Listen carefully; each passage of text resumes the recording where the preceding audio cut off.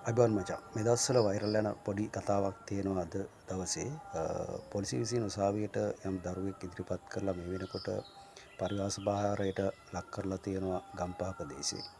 එතකොට මේ දැරිය අපයෝජනය කරලා තියෙන්නේ ලංකාවේ නම ගිය අනුරාධපුර දිස්ත්‍රික්කයේ පූජා භූමියේ ප්‍රධාන භික්ෂුන් වහන්සේ නමක්. ඒ නම මම පස්සේ හෙළි කරන්නම්.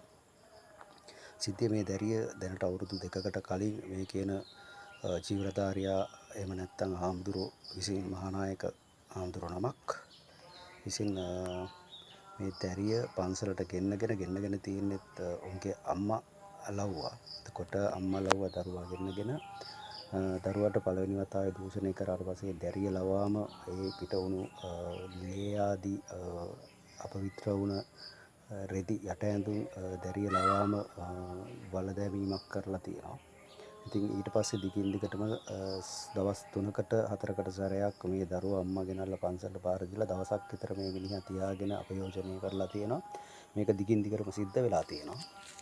ඉතින් මුන්ගේ තාත්තත් ඒක දැනගෙන මේ සක්කිලියත් කරලා තියෙන්නේ හාමුදුරන්ගෙන් දතගල එක. ඒ කියන්නේ අම්මයි අප්පයි දෙන්නම දරුවා විකුණලා තියෙනවා. දැන් ඒ දැරියගේ වයස අවුරුදු 15යි. මේ වෙනකොට මේ කතාව එළියට එන්නේ ගම්පහ යම්කිසි ලැබුම්හලකදී පොලිසිය වැටලීමක් කරලා බාලවයස්කාර දැරියක් අත්අඩංගුවට ගන්නවා තව යම්කිසි පුද්ගලයෙක් සමග පෙම්වතා සමග. ඊට පස්සේ කරපු ප්‍රශ්න කිරීම් වලදී හෙළි වෙලා තියෙනවා මේ දැරිය මේ විදිහට මේ කලින් කලට සහෝදරයෝ කීප දෙනෙක්ගෙන් අපයෝජනය වෙලා තියෙනවා. මේ පිරිමි අසමන් ඉඳලා තියෙනවා බාල වයස්කාර ප්‍රශ්න නිසා. ඇය පරිවාස භාරයට යොමු කරලා තියෙනවා. ඉතින් මේ ගැන වැඩි විස්තර පොලිසිය විසින් උසාවියට දැනුම් දීමේදී උසාවිය නඩුකාරතුමා අහලා තියෙනවා ඇයි අත්අඩංගුවට ගත්තේ නැත්තේ කියලා. ඊට පස්සේ හෙළි වෙන කාරණාව තමයි මේ වෙනකොට නීතිය හැමට එකයි කියපු අනුර කුමාරගේ ආණ්ඩුව මේ වෙනකොට නීතියට ඉහළින් බලපෑම් කරමින් ඉන්න බව තමයි අපිට පෙනී යන්නේ. මේ ගැන රජය විශේෂ ප්‍රකාශයක් කරන්න වෙනවා අනිවාර්යෙන් මොකද්ද මේ වෙන්නේ කියලා. එතකොට මේ වෙනකොටත් උන්වහන්සේ අත්අඩංගුවට අරගෙන නැහැ. පොලිසිය වැටලීමක් කරලා කියලා මේ වෙනකොට නිවුස් ප්‍රසිද්ධ වෙනවා. මේ වෙලාවේදී රජය වගකීම ගන්න ඕන අනිවාර්යයෙන්ම මේ නීතියට බලපෑම් කරන්නේ නැහැ කිව්වට මුමුත් ඒ කරපු දෙයමද කරන්න කියලා.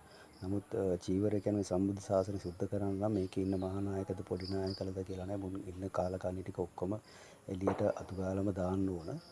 මේ ළඟදී කුඩු ගෙනල්ලා එක සෙට් එකක් අහුණා. කුඩු නෙමෙයි ඇත්තටම වෙනත් මත්ද්‍රව්‍ය ගංජා අසීස් වගේ මේ වගේ මත්ද්‍රව්‍ය. එතකොට රටක් අපිට මේ හොඳ දේවල් කියා දෙන්න ඉන්නේ මේ තත්ත්වයට වැටෙච්චාම කොහොමද රටක ප්‍රගමනයක් බලාපොරොත්තු වෙන ආගමික නායකයෝ මෙහෙමනම් උන්ට දඬුවම් දෙන රටේ නායකයොත් මෙහෙමනම් ඉතින් අපිට තියෙන හවුහරණ මොකද්ද කියලා තමයි අහන්න වෙන්නේ.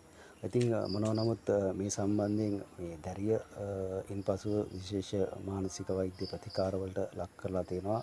මොකද දෙමව්පියන්ගෙත් අයින් වෙලා මේ දරුවා දැඩි පීඩනයකට ලක් වෙලා ඉන්නේ. ඉතින් ඊට පස්සේ ප්‍රසිද්ධ මාධ්‍යවේදියෙක් මේ සම්බන්ධයෙන් පොලිසියට කරන ලද විශේෂ හෙළිදරව්වක් නිසා පැමිණිල්ලක් නිසා තමයි ඇත්තටම උසාවි මාර්ගය දක්වා මේක ගෙනල්ලා තියෙන්නේ. ඉතින් මේක ඉදිරියේදී නීතිය මොන විදිහට නමයිද කියන එක අපිට කියන්න බෑ. මොනවා නමුත් මේ වෙනකොට දැනට තියෙන තොරතුරු වලට අනුව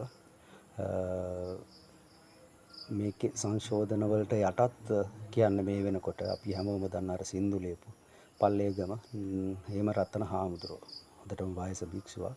ඉතින් ඔන්න ඕක තමයි සාසනයට වෙලා තියෙන ඇබැද්දිය. ඉතින් මේ අය මේ ප්‍රශ්න වලදී කට අරින්නේ නැත්තේ හැමෝගෙම කිල්ලොටවල හුණු තියෙනවා. ඉතින් මේවට මම හිතන්නේ දැන් ආගම දේශපාලනය කරන වෙලා නෙවෙයි. දේශපාලනය ආගමට යට වෙලා වගේ මට පේන්නේ.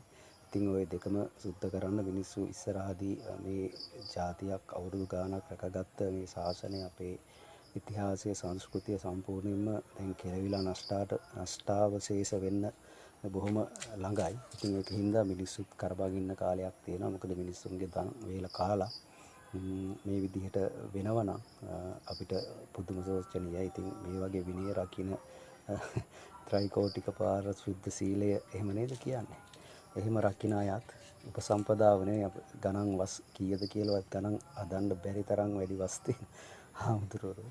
ඉතින් මෙහෙම අපිට කෙලිනවා නම් මෙහෙම දරුවන්ට කරනවා නම් ඉතින් දහම් පාසල් වලට යන දරුවන්ට මේ මොකද්ද හවුහරන්. එතකොට දහම් පාසලකටවත් දරුවෙක් යවයිද? ඉතින් ඒවටත් පොලිසි දාන්න වෙයිද? ඉතින් අනික පොලිසිත් ඉන්නවනේ වාස්සේනේ.